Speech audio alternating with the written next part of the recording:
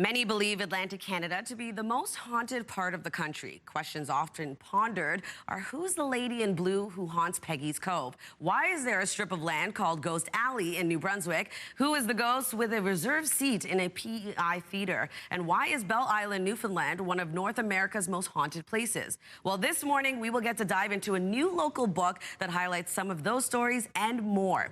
Atlantic Ghost Tales from the Haunted Coast is written by Nova Scotia artist and author Bee Stanton, and she joins us now to share the details. Thank you so much for joining us. Thank you for having me. Well, I'm very excited. Okay, so you're from Digby, Nova Scotia, and you create beautiful works of art. So tell us about the art that you specialize in.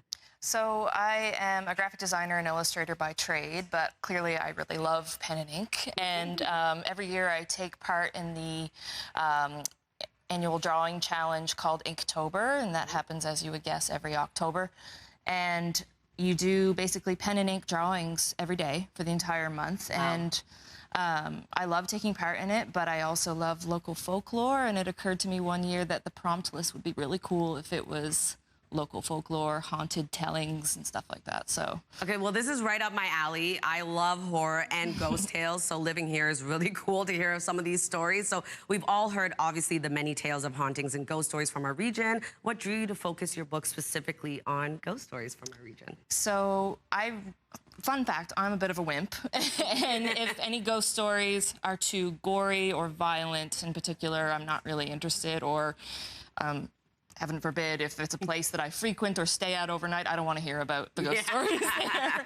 But I do love that the maritime folklore and ghost stories have sort of more of an eerie vibe rather than a scare the pants off you terrifying vibe. So I love, like, even just the aspect of fog. Like, who doesn't love fog on a spooky night? It, like, automatically just gives you the feeling of ghost stories. So I love anything nautical and maritime as well. So kind of combining all of those things with my art really, like, brought on this love, this passion. I'm right there with you. I am such a wimp.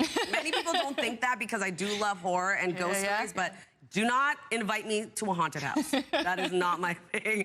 Okay, so your book also includes your artwork. You tied it both together. So what are some of the things our viewers can expect from Atlantic Ghosts? So basically, they're just I believe it's 24 illustrations and accompanied by just quick blurbs of the haunted tale or account that goes with the illustration. So they're just black and white pen and ink illustrations of the iconic imagery that might go with that, or something aesthetically pleasing that would go along with the ghost story. So I'm definitely excited to take a look at your book and go through it. So how was it putting your first book together?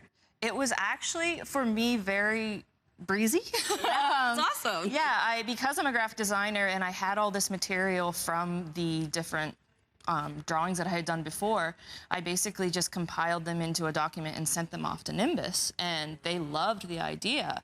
So working with them was a dream. They are a delight to work with. I work with them now. Like, they're a great company.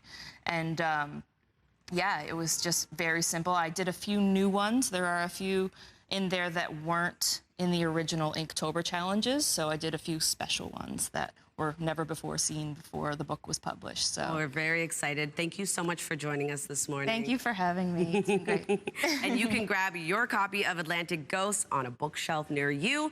We have artist and author Bee Stanton joining us to talk about her new book.